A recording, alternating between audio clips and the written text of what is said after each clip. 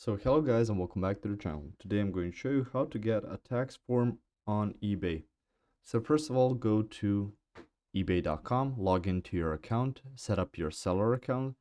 So on here you can see account settings and your account right here. Go to account settings. Through here you can see personal info, payment info, account and donation preferences, as well as selling. So on here go to your seller dashboard. On your seller dashboard, you will see your listings and you can see your activity, or rather summary of your activity with the products that you sold. And you can get a tax form in the form of, you can get a 1099K on eBay.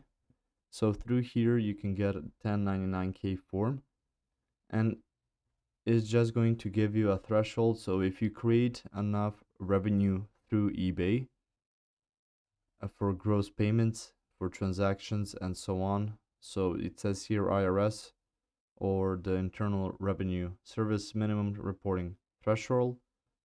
You will see form 1099K, and you can get that tax form so you are kept safe from the IRS, so you can see all the tax that you would have to pay for that year. So you can see this article really explains it, but you will need to go and contact them on getting your 1099K, and then only happens if you create a lot of transactions or revenue that month.